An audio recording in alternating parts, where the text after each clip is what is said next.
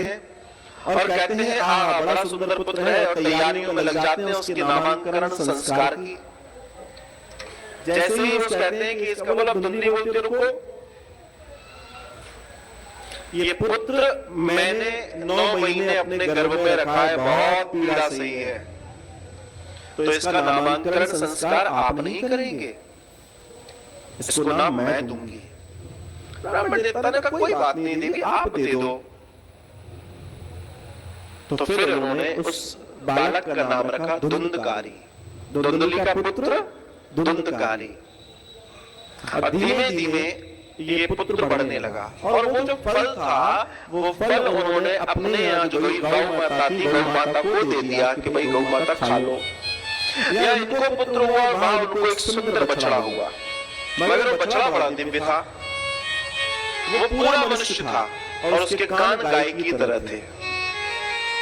तो जैसे ही उन्होंने देखा आनंद से भर गए, बोला इसने अपने पुत्र का नाम रख दिया, ठीक है। और उस पुत्र का नाम श्री आत्मदेव जी ने गोकर्ण रखा। अब ये दोनों बालक धीमे धीमे इस परिवार में बढ़ने लगे, और बढ़ते बढ़ते बड़े आनंद के साथ जब ये बढ़ने लगे, तो ये जो गोकर्ण था ये बड़ा सात्विक, परंतु वो जो दूसरा वाला जो बालक है धुंधकारी, वो तो बड़ा ही दैत्यकारी होने लगा। वो सारे वो काम करता जो एक ब्राह्मण बच्चे को नहीं करना चाहिए, वो सारे पाप कर्म करने लगा। शास्त्र में बताते हैं कि वो जो काम नहीं करने चाहिए वो सारे करने लगा, गाली बोलने लगा, भद्दा बोलने लगा, कुत्ते को पकड़ के घर में लाने लगा। भाई ब्राह्मण के यहाँ कुत्ता नहीं पाला जा सकता। ऐसी बहुत सारे वो काम करने लगा जिससे आत्मदेव दुखी होने लगे। तब जाकर आत्मदेव एक दिन बड़े परेशान, तो बड़े परेशान होते हुए आत्मदेव रोते हैं, और रोते हुए आत्मदेव को गोकर्ण ने देखा और हाथ जोड़कर कहते हैं कि पिताजी मेरा दुर्भाग्य है, मेरे जैसे पुत्र या किसी भी पुत्र के होते हुए और उसके माता पिता की आंखों में कोई आंसू है, तो ये मेरा दुर्भाग्य है। आप मुझे बताएं आपको क्या कष्ट है, मैं आपके कष्ट को दूर करूंगा, आप मुझे कृपा कर बताएं। पिताजी ने उसकी तरफ देखा और देखकर रोते हुए कहते कि अब मैं यहाँ रहना नहीं चाहता। बोला क्यों, क्या हुआ? बोला मुझे इस पुत्र से बहुत दुख है, और एक दुख ये भी है कि ये मेरा पुत्र है, और एक दुख ये भी है कि मेरी पत्नी भी है, मगर वो मेरी बात नहीं मानती, वो भी पुत्र को उसके पाप कर्म में सहायता करती है। ये सब मेरे होते हुए भी मुझे इस बात का दुख है। देहे अस्ति मांस रुधिरे। ये ज्ञान क्या है ये समझने का प्रयास कीजिए।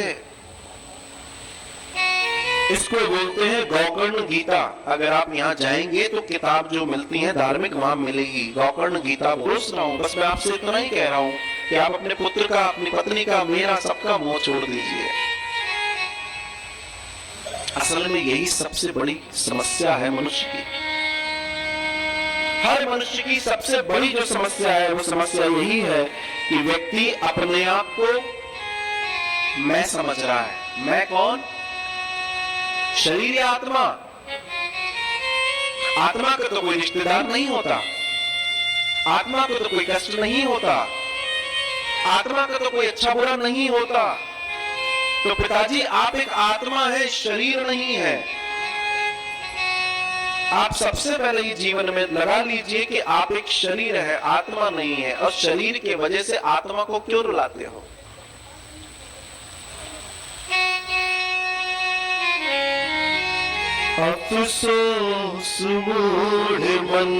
अर्जुन को बड़े प्रेम भरी नजरों से देखा और अर्जुन से कहते हैं अर्जुन दिखा सकता हूं तो दिखाओ। ऐसे नहीं। फिर बोला पहले इस रथ पे से नीचे उतर। रथ मतलब हमारा साम्राज्य, रथ मतलब हमारी शक्ति, इससे नीचे उतर। अर्जुन नीचे उतर आए। अब दिखाओ। बोला ये जो मुकुट पहना हुआ है तूने, इसको भी नीचे उतार दे। क्यों? मुकुट मतलब अभिमान, वो भी नीचे उतार दिया। बोला और अब एक काम करिए, धनुष ये गांडी ये भी नीचे रख। क्यों? सामर्थ हटा अपना, हटा दिया। अब बोला नीचे बैठ, घुटने के बल बैठ गया। अब हाथ जोड़ लिए। अब मैं तुझे विराट रूप के दर्शन कराऊंगा। जब तू न रहे, तेरी शक्ति, तेरा अहंकार, तेरा सामर्थ, तेरा पैसा, तेरे दौलत, तेरे सब कुछ, जब तू इनके ऊपर आ जाए, जब तू ये सब छोटे बौने हो जाए तेरे आगे, तब मेरा विराट रूप दिखाई देगा। और जब तक ये चीजें तेरे जीवन में विराट हैं, मैं कहीं नहीं, मैं दिखाई नहीं दूंगा। गोकर्ण जी घर छोड़ देते हैं। धुंधकारी अपनी मां को बहुत परेशान करता है। आप सब जानते हैं, मां मर गई या मार दी गई, जो भी रहा। धुंधकारी अब आजाद है, घर में कोई नहीं है, अपने मन की चलाता है। जाकर बाहर से 5 बाजारी महिलाओं को घर रख लिया, लूटपाट करने लगा। अंत में जाकर उन महिलाओं ने उसको भी अग्नि से समाप्त कर दिया, उसका धन लेकर भाग गई। संत ज्ञानी जन इस कथा को बड़ी सुंदर विमर्श के साथ बताते हैं। इसका पहला पात्र है आत्मदेव। आत्मदेव कौन? आत्मदेव, जो व्यक्ति अपने आप को ही सब कुछ समझता है। कई लोगों से बात करो तो कहते हैं अहम ब्रह्मास्मि शिवोहम। तो इसका मतलब क्या है? बोला साहब, बड़े बड़े लोग कह गए ब्रह्मास्मि में, वो तुरंत सामने आकर खड़ा हो जाता है और सुंदर 4 हाथ हैं अब उसके, वो विष्णु की तरह, नारायण की तरह दिखने लगा। और जैसे धुंधकारी ने, वो गोकर्ण जी ने देखा, बोला तुम? बोला हाँ, मैं मुक्त हो गया, मैं वैकुंठ जा रहा हूं। कूदने लगे, नाचने लगे। इतने में सामने से एक दिव्य विमान नीचे आता है, उसमें नारायण के पार्षद वैसे ही 4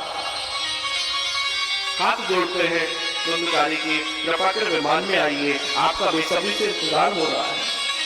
बैठाया गोकर्ण ने, बोलो उतरेगा, क्यों ले जा रहे हो? बोला इन्होंने कथा सुनी। बोला साहब, इन्होंने कथा नहीं सुनी है, सबने कथा सुनी है। एक विमान नहीं चाहिए, आप शायद गलत है, आपको गलत रिपोर्ट मिली है। ये जितने लोग बैठे इन सबको विमान चाहिए। बोला साहब क्षमा कीजिए, शरणम तु कृते सेवा तथा जननम। जैसे जैसे व्यक्ति कथा को सुनता है, वैसे वैसे उसे फल मिलता है। और ये जो गोकर्ण जी आपने कथा सुनाई है, इस कथा को पूरे चित्त से, पूरे नियम से, पूरे संयम से इन्होंने सुना, इसलिए इनके लिए विमान आया है। तो क्या औरों को विमान नहीं मिलेगा? हाँ मिलेगा, अगर आप दोबारा प्रयत्न कर ले। क्यों लोग दीवाने हैं भागवत जी के कथाओं के? क्यों? क्योंकि उनकी दीवानगी इतनी है कि कई बार वो चूक जाते हैं, फिर दीवानापन आगे बढ़ता है, फिर एक कथा, फिर दूसरी कथा, फिर तीसरी कथा। कभी ना कभी तो किनारा मिलेगा, विमान आएगा। अब इस विमान को समझे, विमान कैसा होता है, इसका टाइप क्या है, इसका डिजाइन क्या है। कई लोग पूछते हैं महाराज जी, हमने तो बहुत सारी कथा सुनी है, हम तो कई कई संतों के साथ बिल्कुल कथा हर क्षेत्र में सुन के आए हैं, विमान नहीं आया। और साहब जो जो नियम बताते हैं, हमने तो एक लौंग पे भी सुनी है, एक टांग पे भी सुनी है, और एक हाथ पे भी सुनी है, एक खाने पे भी सुनी है, एक सेब पे भी सुनी है, खड़े होकर भी सुनी है, बैठकर भी सुनी है, विमान नहीं आया। ये विमान क्या है? इसका संधि विच्छेद करें तो विधन मान। कथा को सुनने के बाद ये जो मान सम्मान, मेरा तेरा, बुरा भला, ये सब खत्म हो जाना ही विमान है। वहां जाकर क्या करोगे? जब आप उस चीज को यही उपलब्ध हो सकते हो, आप सरल हो जाओ, आप भक्त हो जाओ, आप परमात्मा के प्यारे तो हो रहा हो, आप बस जाके डूब जाओ, आनंद में हो जाओ।